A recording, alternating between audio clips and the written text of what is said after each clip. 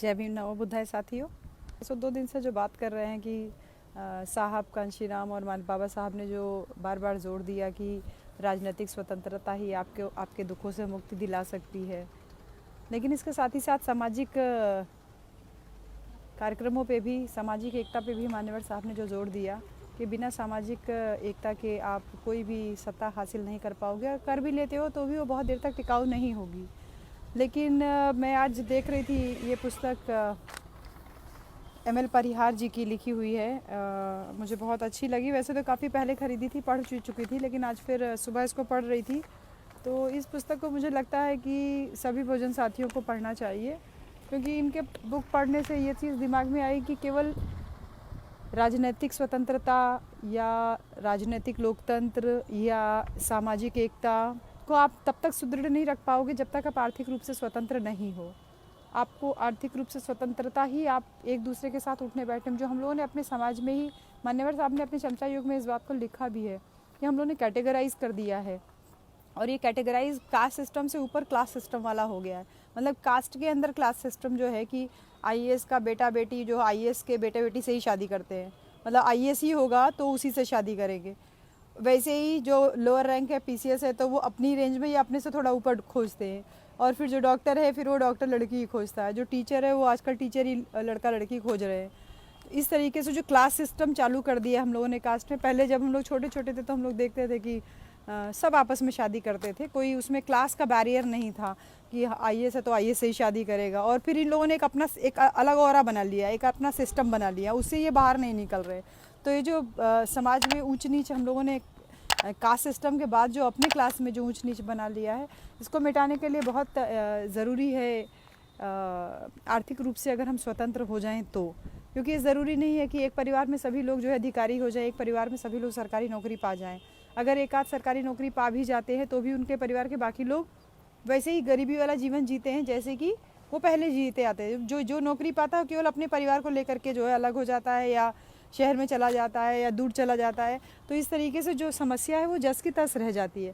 तो ऐसे में हमारे लिए ये बहुत महत्वपूर्ण है कि अगर हम आर्थिक रूप से निर्भर हो, यानी कि हम केवल नौकरियों के ऊपर रिलाई ना करें, जैसा सरकार की मंशा भी चल रही है, प्राइवेटाइजेशन का दौर चल रहा है, और इस लॉकडाउन में बहुत सारे प्राइवेट कर्मचारियों ने अपनी नौकरी खोई। यहाँ पे मैं एक चीज़ और कोट करूँगी कि जिस तरीके से प्राइवेटाइजेशन चल रहा है, नौकरियाँ समाप्त की जा रही है, ऐसे में अगर आप स्वावलंबी हैं, आप अपना छोटा मोटा बिजनेस कर रहे हैं, तो आप थोड़ा सक्सेसफुल हो सकते हैं। जबकि इस लॉकडाउन ने उन छोटे बिजनेस करने वालों के भी कमर तोड़ करके रख दी।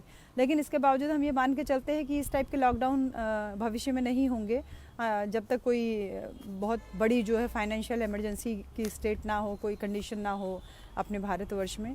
तो इस प्रकार अगर हम छोटा छोटा बिजनेस करते हैं और उसमें कोई हेजिटेशन नहीं रखते हैं, तो हम बहुत तेज़ी से जो है अपने आप को आगे बढ़ा सकते हैं, अपना मान सम्मान जो है बढ़ा सकते हैं। क्योंकि एक छोटा सा उदाहरण जो एमएल परिहार जी ने दिया है कि जो चर्मकार जाति थी, यानी चमार, जाटव, तो ये जातियों ने क्या किया है कि इन्हें आंदोलन से बहुत लाभ भी हुआ, और इसके अलावा जैसे ये इन्होंने अपने आप को श्रेष्ठ मानना शुरू कर दिया। और फिर क्या हुआ, ये जो पेशा था, जो हमारा वंशानुगत पेशा था, चमड़ा छुड़ाना, चमड़ा रंगना और उसके बाद जूते बनाना, हमारी ये बहुत बारीक काम था, बहुत मेहनत वाला काम था। क्योंकि ये मूर्ख बनाने वाला तो है नहीं कि कोई किताब पढ़ लिया और जा करके बाँच के चले आए संस्कृत में या किसी भाषा में, हाँ, फिर आदमी जनता उसका जो है अर्थ नहीं जानती है। तो ये कोई मूर्ख बनाने वाला बिजनेस तो था नहीं, ये तो काम ऐसा था जो बहुत बारीकी जो है डिमांड करता था, बहुत बारीकी चाहिए इस काम को करने में। तो वो बारीक काम करता था, अपने प्रोफेशन में बहुत ज़्यादा एफिशिएंट था। लेकिन उसने इसी प्रोफेशन को समय जैसे जैसे बीतता गया, डेवलपमेंट जैसे जैसे होता गया, सोसाइटीज़ का, इंडस्ट्रीज़ बढ़ती गई, वैसे वैसे ये अपने पुश्तैनी धंधे से दूर हो गया। अब वो पुश्तैनी धंधे से दूर हो गया, लेकिन जूते पहनने तो हमने बंद नहीं किए, चप्पलें पहनने तो हमने बंद नहीं की। लेकिन अब आप देखोगे तो बड़े बड़े शोरूम खुल गए, रिलायंस के शोरूम, जूता का शोरूम खुला हुआ है, बाटा का जूता का शोरूम खुला हुआ है, खादिम का बड़ा शोरूम खुला हुआ। लेकिन इन सब के ओनर्स अगर आप देखेंगे तो वो वर्ग है जिसको बनिया क्लास बोलते हैं, जिसको कि जो समझ लीजिए एक तरीके से जो बिजनेसमैन है, बिजनेस क्लास है, उसने इस पे आधिपत्य जमा लिया। अब वो जूता बेच रहे हैं, शोरूम में एसी लगा कि वो जूता बेच रहे हैं, लेकिन जूता कहीं बन तो रहा होगा ना, वो जूता कहाँ बन रहा है? अब आप जो अपना पुश्तैनी धंधा छोड़े थे, जब आपके पास कोई नौकरी है, कुछ भी नहीं रही, तो आप ही के समाज का जो गरीब तबका है वो मजदूर बन करके रह गया। काम वही बारीकी का है, काम सब कुछ वही है, लेकिन आप अपने बिजनेस में एकदम श्रेष्ठ नहीं बन पाए। आपने उस काम को हे दृष्टि से देख करके उसको छोड़ दिया और अब आप केवल मजदूर बन के रह गए। वहीं दूसरी तरफ जो व्यक्ति इसको हे समझता था, मरे हुए पशु के बीच में रहना, मरे हुए पशु की खाल उतारना, मरे हुए पशु का जो है काम करना, आज वो एसी का शोरूम लगा करके वो जूता बेच रहा है। ये कितनी बड़ी बात है, ये सोच है, इसको आइडिया बोलते। कहते हैं ना, एक आइडिया जो बदल दे आपकी दुनिया। यही सारे आइडियाज़ इनको स्ट्राइक किए और इन्होंने अपनी दुनिया बदल ली। और धीरे धीरे करके देखिए, पूंजीपतियों ने अपना पूरा आधिपत्य न केवल देश की इकोनॉमी पे किया, इसके अलावा देश की राजनीति पे भी अपना आधिपत्य जमा लिया। प्रेशर ग्रुप्स क्रिएट किए जाते हैं। प्रेशर ग्रुप्स का मतलब होता है दबाव समूह। दबाव समूह हम लोग सोशियोलॉजी में पढ़ते थे। दबाव समूह का जैसे छोटे बच्चे, एग्जाम्पल घर के परिवार का ले लीजिए आप। छोटा बच्चा होता है घर में, वो मम्मी पापा से ज़िद कर लेता, नहीं नहीं मुझे चॉकलेट चाहिए, मुझे चॉकलेट चाहिए। तो चॉकलेट नहीं देंगे तो फिर क्या, हम नाराज़ हो जाएंगे। तो मम्मी ने, अच्छा नाराज़ नहीं हो, गुस्सा हो जाएंगे, गुस्सा नहीं हो, अच्छा हम चॉकलेट ले आएंगे। मम्मी पापा उसके लिए चॉकलेट ले आए। तो अपने बच्चे को नाराज़ नहीं देख सकते, इसीलिए वो चॉकलेट ले आए। जब वो बड़ा होता, हाई स्कूल इंटर पहुँचता, कहता मुझे मोटरसाइकिल चाहिए, मुझे साइकिल चाहिए। तो ये दबाव जो बचपन से जो हम लोग फैमिली में देखते हैं, ये छोटा सा उदाहरण है, इसको बड़े रूप में देखिएगा तो वैसे ही राजनीति में दबाव समूह हमेशा काम करते हैं। और जिनके पास आर्थिक निर्भरता जिनकी नहीं होती है किसी और पे, वो पूरी तरीके से इकोनॉमी को अपने कंट्रोल में किए रहते हैं और अपने हिसाब से प्रत्येक राजनीतिक, सामाजिक, आर्थिक हर गतिविधि को अपने हिसाब से कंट्रोल करते हैं और उसको चलाते रहते हैं। तो इसलिए आपको अपने हुनर को वापस पहचानना है। और आपको एक बात को जान करके बहुत आश्चर्य भी होगा, मुझे 2017 में लंदन जाने का मौका मिला। वहाँ पे मैं शेक्सपियर के घर गई, क्योंकि मैं जहाँ पे रुकी हुई थी वहाँ से उनका ज़्यादा डिस्टेंस नहीं था, लेकिन मैंने कहा मुझे वहाँ पे ये चीज़ देखनी है। तो लेके गए वो मुझे स्टैनफोर्ड, और मुझे बहुत आश्चर्य हुआ अंदर जाके देख करके कि शेक्सपियर के पिताजी वो जो कॉबलर, वो जूता काटने का काम करते थे। तो उनका वो जो भी बोलते होंगे उसको, जूते काटने वाला जो इंस्ट्रूमेंट होता है, जो कॉबलर्स के पास, जो मोचीलों के पास जो इंस्ट्रूमेंट होता है, वो बिल्कुल वैसा का वैसा रखा हुआ है। उन्होंने उसको एकदम प्रिजर्व करके रखा हुआ है। जिस चमड़े को वो बनाते थे, वो चमड़ा भी ऐसे से लटका के रखा है, और जैसे वो जूता सिलते थे, गांठते थे, वो सब भी वैसा का वैसा रखा है। तब मुझे लगा कि शेक्सपियर जैसा जो बहुत बड़ा जो है ड्रामेटिस्ट हुआ है, वो उसके फादर कॉबलर थे। अब देखिए कि कॉबलर थे, यानी वो बारीक काम करने की क्षमता थी, और इसी वजह से उनके बेटे के अंदर वैसी ही बारीकियां आई, और वो बारीकी से समाज को, देश को देख पाए, और देखते देखते उन्होंने कितने सारे ड्रामास कंपोज किए। तो ये आप अपने हुनर को पहचानने की बात है। क्योंकि एक चीज़ और ध्यान रखिएगा कि जैसे आईएएस होता है, आईएएस का बेटा यानी कलेक्टर का बेटा कलेक्टर नहीं कहलाता है। कलेक्टर का बेटा जब मेहनत करेगा, पढ़ाई करेगा, आईएएस में सिलेक्ट होगा, तब वो कलेक्टर कहलाएगा। लेकिन अगर आप पूंजीपति होते हो, बिजनेस करते हो, तो कोई भी छोटी बड़ी दुकान अगर, तो सेठ का बेटा हमेशा सेठ कहलाता है।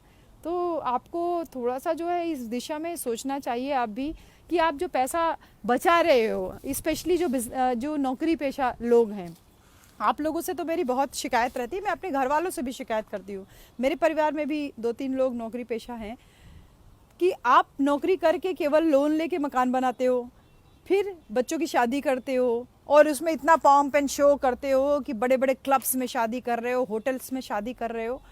किसके लिए दिखावा कर रहे हो? वो तो आएगा, खाएगा, अगले दिन सुबह खाना पच जाएगा और कहेगा कि ये नहीं अच्छा बना था, वो नहीं अच्छा बना था, ये लिया गया शादी में, वो नहीं दिया गया। इसके अलावा शादी ब्याह में और कुछ नहीं होता। जिस पॉम्प एंड शो की आप दिखाने की आप जो कोशिश करते हो, उसका कोई वैल्यू नहीं है। लेकिन हाँ, अगर जिस पैसे को आप इस तरीके से बेफजूल में खर्चा करना चाह रहे हो, इससे अच्छा आप शादियाँ एकदम साधारण तरीके से कीजिए, और प्रेफर कीजिए कि डे टाइम में शादियाँ शुरू हुए। दिन की शादी होगी तो आपकी शादी का खर्चा वैसे ही आधा हो जाएगा, ना आपको टेंट की ज़रूरत पड़ेगी, ना आपको लाइट की ज़रूरत पड़ेगी। और मेजॉरिटी खर्चा हम लोगों का जो शादी में जो गेस्ट हाउस बुक कराते हैं या कोई भी होता है, उसमें सबसे बड़ा खर्चा इसी चीज़ का आता है। तो आपकी शादियों का खर्चा आधा हो जाएगा, और उसके बाद आपको कोई ज़रूरी नहीं है कि आप 56 तरीके का भोग बनवाइए। आप 2 से 3 से 4 आइटम, 5 आइटम में भी आप शादी बहुत आराम से करा सकते हो। तो जो पैसा आप इस तरीके से फिजूल खर्ची में इन्वेस्ट करते हो, मकान बना लिया, दूसरा मंजिल बनना चाहिए, नीचे टाइल्स भी लगनी चाहिए, सब लगना चाहिए। अब उस मकान को और भव्य बनाने में और लग्जूरियस बनाने में और दिखावा करने में कि देखिए मेरे पास इतनी दौलत है, मैंने अपना घर इतने करोड़ का बनवाया, ऐसा बनवाया, वैसा बनवाया। ये जो आप दिखावा करते हो इससे कोई फ़ायदा नहीं है, बल्कि उस पैसे को आप बचाइए और बचा करके कोई भी छोटा बिजनेस, जो पढ़ा लिखा तबका है, जो नौकरी पेशा तबका है, आप छोटा स्कूल खोल दीजिए, नहीं तो कोई एक ऐसा बिजनेस स्टैब्लिश कीजिए जो आपके परिवार का या आस पड़ोस का जो कमज़ोर व्यक्ति है उसको एम्प्लॉयमेंट दीजिए और कहिए कि तुम नौकरी करो, चलो मैं तुमको बिजनेस करवा रहा हूँ। तो इस तरीके से अकेला एक आदमी बिजनेस नहीं करेगा, उसके साथ 3-4 लोग जो है ऑक्यूपाइड रहेंगे। लेकिन अगर आप केवल अपने पैसे को केवल दिखावे में खर्चा करते हो, मकान बनाने में खर्चा करते हो, घर परिवार के लोगों को सेट करने में, शादियां करने में करते हो, तो फिर आप कैसे काम करोगे। आप गांव में देखते हैं कि बहुत लोगों में परिवर्तन काफ़ी आया है। छोटा छोटा काम, मेरा एक साथी है हम लोगों का मऊ का, क्या नाम है उसका, वो जो चाउमीन का ठेला लगाता है, मुझे नाम अभी नहीं याद आ रहा, मैं नाम बताऊंगी आपको। वो उसके गांव का नाम भी मुझे याद है, मोहम्मदाबाद गोहना में है। वो हमारा एक साथी है और जब हमने 2016 में आजमगढ़ में काम किया था तो उसके बाद फिर पूरी छुट्टियां गर्मियों के काम किया। उसके बाद फिर हमने एक बहुजन महासम्मेलन किया था 2016 में आजमगढ़ में, और वहाँ पर वो बंदा वो ऑटो चला रहा था उस समय, और ऑटो से अपने गांव से उसने कम से कम 10 चक्कर लगाए होंगे कि चलो ठीक है, पैसा नहीं है हमारे पास तो हम गाड़ियाँ नहीं कर सकते, लेकिन मैं अपनी गाड़ी लेके तो दौड़ सकता हूँ ना। अपनी गाड़ी में अपना तेल डला करके वो 10 बार अपने गांव की तरफ से लोगों को ले करके कार्यक्रम में आया था। तो ऐसा जज्बा जब जिसके व्यक्ति के अंदर हो और उसने एक जैसे जो भी को बिजनेस को वो चलाता रहता, जब जिसमें काम में हाथ लगा देता, शुरू किया चाउमीन का ठेला लगाने का। तो चाउमीन का ठेला लगा रहा तो उससे कोई उसकी जाति तो पूछ नहीं रहा है, लेकिन हाँ उसकी खास बात थी कि उसके चाउमीन के ठेले पे जो लोगों को पता था वो लोग जय भीम अगर करते थे तो जय भीम करने वालों को वो फ्री में चाउमीन खिलाता था। तो जज्बा देखिए ये कि मेरा कहने का मतलब है कि अगर आपको ऐसा लगता है कि आप गांव में रह के कुछ नहीं कर सकते तो छोटा छोटा बिजनेस आप कर सकते हो। चाहे आप गन्ने का जूस निकालने वाला जो है एक छोटा सा ठेला लगा सकते हो, या आप कोई शॉप खोल सकते हो आपके पास अगर ज़मीन है तो, या आप ज़मीन बेच करके आप एक कोई नौकरी करने की प्लानिंग कर रहे हो कि नौकरी में हम घूस दे देंगे, 3 लाख 4 लाख 5 लाख रुपए सफाई कर्मचारी हो जाएंगे।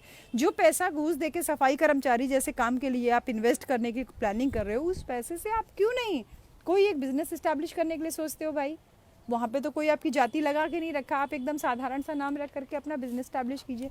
क्योंकि देखिए इकोनॉमी पे जब तक आप कब्जा नहीं करोगे, आपको धीरे धीरे खोखला किया जा रहा है। और अगर दिन रात जो है बहुत सारे प्रोग्राम्स हो रहे हैं हम लोगों के बहुजन समाज की जागृति के लिए, तो मैं अब आप लोगों से कहूँगी कि जागृति के कार्यक्रम चल रहे हैं बहुत अच्छे, लेकिन वही पुराना जो सत्संग चलता चला आ रहा, आर्य बाहर से आए थे, ऐसा हुआ, उन्होंने हमें गुलाम बना लिया, वर्ण व्यवस्था, जाति व्यवस्था, जो लोग ये सत्संग करते हैं इस टाइप का कि बस पुराने ज़माने की बात ही करते नहीं, अरे हमको इससे आगे भी तो ले जाइए, अभी तो आगे भी तो बताइए कि इसके बाद हम क्या करें।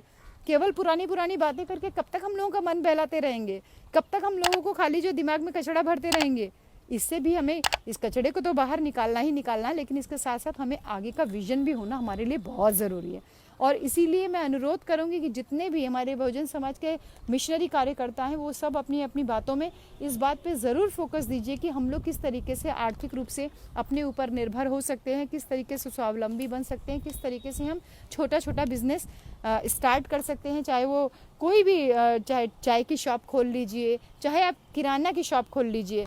हम BHU में देखते हैं कि हम लोगों की एक मैं मतलब क्रिटिसाइज़ नहीं कर रही हूँ, लेकिन मैंने कॉलोनी देखी हुई है जहाँ पे ज़्यादातर कम्युनिटी के लोग रहते हैं, SC BC माइनॉरिटी के लोग रहते हैं, और उसके बीच में बहुत चलती है वो दुकान एक बनिया की है, किराना शॉप है, और वो आटा नमक दाल चावल तो हर किसी के घर में जाता है ना कहीं से तो आप खरीदते ही है ना। उतने सारे लोगों की बीच में वो अकेला एक बनिया दुकान चला लेता है और सब उसके यहाँ से दुकान से सामान लेते हैं। ये काम आप अपने गांव में खुद क्यों नहीं शुरू करते हो? छोटी सी पूंजी से शुरू कीजिए, 4,000 5,000 से शुरू कीजिए। पहले थोड़ा थोड़ा ला करके रखिए, बिस्कुट नमकीन रखना शुरू कीजिए, टॉफ़ी रखना शुरू कीजिए। उसके बाद धीरे धीरे उसी पूंजी से आप मल्टीप्लाई कीजिए और काम कीजिए। मेरे घर के सामने भी एक दुकान है, विशाल करके नाम है लड़के का, उसने ऐसे ही शुरू किया था। उसके आंखों का पावर इतना ज़्यादा था, उसकी माँ नौकरी करती थी, पापा की जगह नौकरी मिली थी उसकी माँ को, तो उसकी माँ को पता था कि मेरा बेटा ज़्यादा पढ़ लिख नहीं पाएगा, तो उसकी माँ ने आज से कितने साल पहले, मुझे लगता है 20 साल पहले ही, अपने लड़के के बारे में जाने, वो उस समय रहा होगा 15-15 साल का, तभी से उसको लगा दिया कि तुम ये दुकान खोल दे रही हो तो अपनी दुकान चलाओ। अब वो इतना मोटा मोटा चश्मा लगाया तो उसको बहुत ज़्यादा दिखता भी नहीं था, लड़के लोग मजाक मजाक में उसको इधर उधर करके और उसके दुकान से सामान भी उठा लेते थे, खा लेते थे। लेकिन वो लगातार बच्चा लगातार काम करता रहा और आज उसकी ये कंडीशन है कि वो थोक का व्यापारी बना हुआ है। थोक का व्यापारी बना हुआ है। पूरे आसपास के मोहल्ले के सारे जो छोटे छोटे दुकानदार हैं वो सब उसके यहाँ से बिजनेस करते हैं, उसके यहाँ से सामान लेकर के जाते हैं।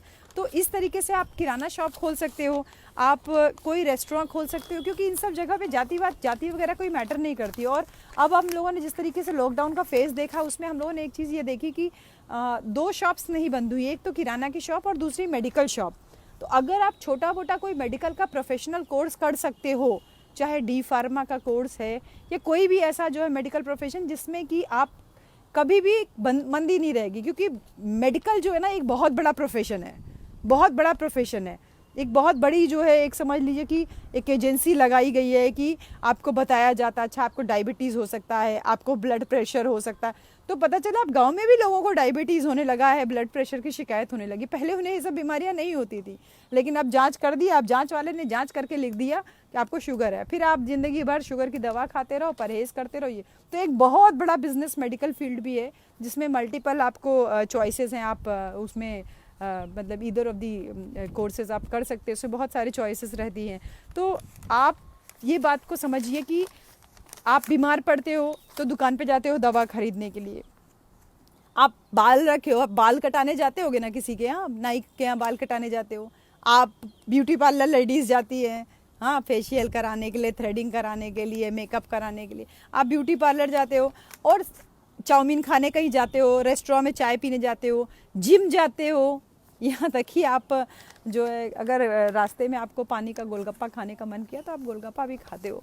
लेकिन सब जगह क्या आपको फ्री में मिलता है? नहीं मेरे साथियों, फ्री में नहीं मिलता। आप गोलगप्पा खाओगे तो वो बोलेगा 5 रुपए का 2 गोलगप्पा, 5 रुपए का 5 गोलगप्पा। आप उसको 5 रुपए 10 रुपए दोगे तब वो बदले में 2 3 4 5 जो भी देता होगा वो देगा, यानी कि आपने उसको पैसा दिया तब आपको सामान मिला। ऐसे ही आप मेडिकल शॉप पे जाओगे, पैसा दोगे तो आपको दुकानदार दवाई देगा। आप हर एक जगह पे केवल ग्राहक बन के रह गए हो। आप ओनर बनने के लिए क्यों नहीं सोचते हो? ये आपका काम है। आप तो हुनरमंद हो, आप हुनरमंद कौम हो। आपने अपने खून पसीने से इस देश को सींचा है, इस मिट्टी को सींचा है। इस देश को बनाने में सबसे ज़्यादा काम SC और BC के लोगों ने किया है, माइनॉरिटी के लोगों ने किया है। देखिए ताजमहल ऐसे बन के नहीं खड़ा हुआ है, कुतुब मीनार ऐसे ही बन के नहीं खड़ा हुआ है, हाँ, लाल किला ऐसे ही बन के नहीं खड़ा हुआ है, हमारा सांची स्तूप ऐसे ही बन के नहीं खड़ा हुआ है, सारनाथ में इतने सारे स्तंभ है ये ऐसे ही नहीं खड़े हुए हैं, लखनऊ और ग्रेटर नोएडा में जो बड़े बड़े ऐतिहासिक इमारतें हैं ऐसे थोड़ी बने। ये उन्हीं हुनरमंद हाथों का कमाल है।